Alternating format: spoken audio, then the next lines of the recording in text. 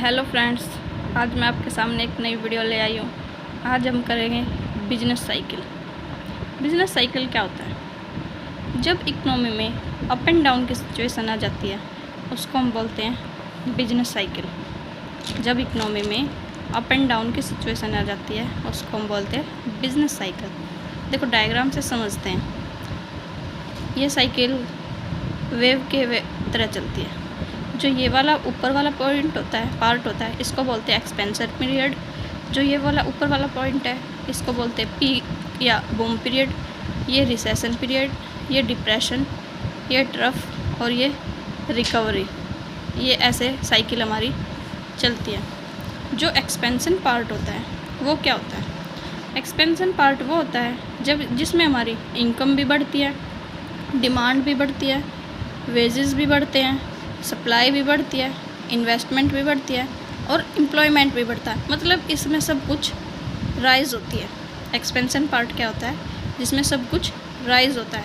जब सब कुछ राइज होगा इसका मतलब क्या है? प्रॉफिट भी मैक्सिमम होगा, मतलब प्रॉफिट भी ज़्यादा होगा। अब देखो इनकम ज़्यादा है तो इसका मतलब क्या है? डिमांड लोग ज़्यादा करेंगे।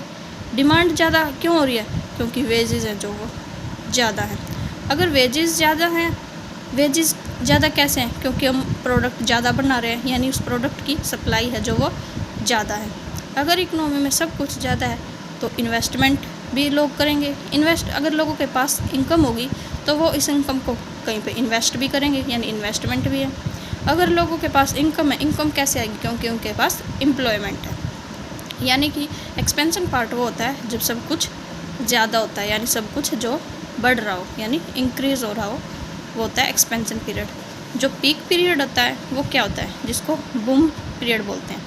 पीक पीरियड वो होता है जब जो हाईएस्ट पॉइंट होता है, जो पीक पॉइंट होता है उसमें क्या होता है? जो हाईएस्ट पॉइंट होता है यानी ग्रोथ रेट है जो वो ज़्यादा होती है, यानी हाईएस्ट पॉइंट होता है ये ग्रोथ का, और इसको हम सैचुरेशन पॉइंट भी बोलते हैं। और इस समय में, इस टाइम में जो प्राइस हैं वो ज़्यादा हो जाते हैं। क्या होते हैं? पीक पीरियड में जो प्राइस है वो ज़्यादा होते हैं। और रिसेशन क्या होता है? रिसेशन होता है जब सप्लाई ज़्यादा हो और डिमांड कम हो, यानी सप्लाई ग्रेटर देन डिमांड। यानी कि जब सप्लाई ज़्यादा है और डिमांड कम है, इसका मतलब ये है कि जब हम प्रोडक्ट को बना रहे थे, किसी भी प्रोडक्ट को, जो हमने देखा कि हमारी इकोनॉमी पीक पॉइंट पे पहुंच गई, लेकिन जब पीक पॉइंट पे पहुंच गई थी उसके बाद हमने ये ध्यान ही नहीं दिया कि जो हम प्रोडक्ट बनाए जा रहे हैं उसकी डिमांड है जो वो कम हो गई है।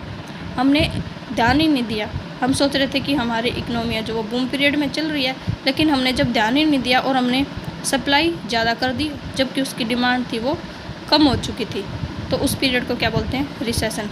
जब स्टार्टिंग जब हो रही थी तो हमने ध्यान ही नहीं दिया कि हमने सप्लाई है जो वो कम कर देनी चाहिए। हमने सप्लाई को कम किया ही नहीं, वो ज़्यादा होती चली गई। तो क्या हुआ? जब सप्लाई ज़्यादा है और डिमांड कम है, इसका मतलब क्या है? जब मार्केट में कोई चीज़ ज़्यादा होगी इसका मतलब क्या है? कि उसका प्राइस है जो वो कम हो गया। अगर प्राइस उस चीज़ का कम हो गया यानी क्या है? प्रोड्यूसर को प्रॉफिट भी कम हो रहा है। अगर प्रोड्यूसर को प्रॉफिट कम हो गया तो इसका मतलब वो कह रहा इन्वेस्टमेंट भी कम करेगा। जब प्रोड्यूसर का प्रॉफिट ही कम है तो वो क्या करेगा? इन्वेस्टमेंट भी कम करेगा, और इन्वेस्टमेंट कम होगी तो एम्प्लॉयमेंट भी कम हो जाएगा। जब प्रोड्यूसर को प्रॉफिट ही नहीं हो रहा तो वो एम्प्लॉयमेंट ज़्यादा क्यों करेगा? जब सप्लाई पहले ही ज़्यादा है तो वो और प्रोडक्ट क्यों बनाएगा?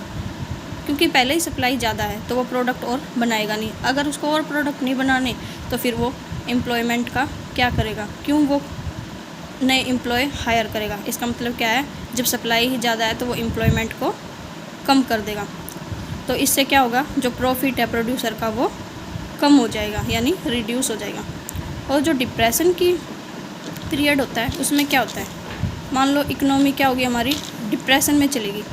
तो उस टाइम क्या हुआ? जो अनएम्प्लॉयमेंट था हमारा बहुत ज़्यादा बढ़ गया। अनएम्प्लॉयमेंट ज़्यादा बढ़ गया यानी क्या हो गया? डिमांड थी वो कम हो गई। डिमांड कम हो गई तो इसका मतलब क्या है? इन्वेस्टमेंट भी कम हो गई। यानी जो प्रॉफिट था पहले सिर्फ हमारा रिड्यूस हो रहा था, लेकिन डिप्रेशन में क्या हुआ? वो हमारा नेगेटिव में चला गया। क्या हुआ? डिप्रेशन पीरियड में जो हमारा प्रॉफिट था वो नेगेटिव में चला गया। और जो ट्रफ की कंडीशन है वो क्या होती है? देखो, जब हमारा प्रॉफिट था नेगेटिव में पहुंच गया और जब ट्रफ की कंडीशन आई तो क्या हुआ, जो ग्रोथ रेट थी वो हमारी नेगेटिव पॉइंट पे पहुंच गई। देखो, जब हमारी इकोनॉमी या हमारी ग्रोथ रेट नेगेटिव में पहुंच गई तो क्या होगा, जो प्राइवेट इन्वेस्टर थे वो तो बिल्कुल ही इन्वेस्टमेंट नहीं करेंगे। उनको पता है पहले ही नेगेटिव में जा रही है, अगर हमने यहाँ पे पैसा लगाया, हमारा हमने इन्वेस्टमेंट की तो हमें तो नुकसान हो जाएगा। और जो प्राइवेट इन्वेस्टर है उनका मेन मोटिव क्या होता था, उनका मेन मोटिव होता है कि वो मैक्सिमम से मैक्सिमम प्रॉफिट कमा सके। तो क्या होगा इस टाइम पे, जो मैक्सिमम जो प्रॉफिट है जो प्राइवेट इन्वेस्टर है वो इस टाइम पीरियड में, जो ट्रफ का पीरियड होता है उसमें पैसा बिल्कुल नहीं लगाते। उस टाइम क्या होता है, सिर्फ गवर्नमेंट ही इन्वेस्टमेंट करती है, क्योंकि सिचुएशन तो ऐसी आ गई, पहले डिप्रेशन हो गया, प्रॉफिट नेगेटिव में चला गया, तो प्राइवेट वाले तो करेंगे ही नहीं इन्वेस्टमेंट, तो क्या करना पड़ेगा, गवर्नमेंट को ही इन्वेस्टमेंट करना पड़ेगा। जब गवर्नमेंट इन्वेस्टमेंट करेगी उससे एम्प्लॉयमेंट है जो वो बढ़ेगा, एम्प्लॉयमेंट बढ़ेगा तो लोगों की इनकम बढ़ेगी, और लोगों की इनकम बढ़ेगी तो दोबारा से डिमांड बढ़ जाएगी। और ये उसके बाद क्या होगा, अब देखो जो ट्रफ की कंडीशन थी उससे क्या हो गया कि जब गवर्नमेंट ने इन्वेस्टमेंट की तो सारी चीज़ें दोबारा से क्या होगी, बढ़ गई, यानी एम्प्लॉयमेंट भी बढ़ गया और डिमांड भी बढ़ गई। फिर जब सारी चीज़ इंक्रीज़ हो गई तो उसके बाद क्या हुआ, उसके बाद रिकवरी पीरियड आ गया, मतलब रिकवरी नहीं होने लगी, यानी इनकम भी बढ़ गई। उसके बाद जब देखो गवर्नमेंट ने इन्वेस्टमेंट की, एम्प्लॉयमेंट बढ़ गया, इनकम बढ़ गई, डिमांड बढ़ गई, तो क्या हुआ, प्राइवेट इन्वेस्टर आ गए, क्योंकि उनको पता था अब सब कुछ लेवल ठीक हो गया है, अब हम इन्वेस्टमेंट कर सकते हैं। तो उन्होंने क्या हुआ, जब सब कुछ बढ़ गया गवर्नमेंट इन्वेस्टमेंट के बाद प्राइवेट इन्वेस्टर भी आ गए, तो रिकवरी पीरियड में क्या हुआ, इनकम भी बढ़ गई, डिमांड भी बढ़ गया, एम्प्लॉयमेंट भी बढ़ गया और इन्वेस्टमेंट भी बढ़ गई। फिर क्या हुआ, रिकवरी पीरियड में प्रॉफिट है जो वो हो गया, लेकिन प्रॉफिट मैक्सिमम नहीं हुआ, क्योंकि मैक्सिमम प्रॉफिट कब होता है, एक्सपेंशन पीरियड में। आई होप आपको वीडियो अच्छी लगी होगी। अगर वीडियो अच्छी लगी है तो प्लीज़ वीडियो को लाइक करना और चैनल को सब्सक्राइब करना, और टेलीग्राम चैनल का लिंक मैं डिस्क्रिप्शन में डाल दूँगी, उसको भी ज्वाइन कर लेना। Thank you so much.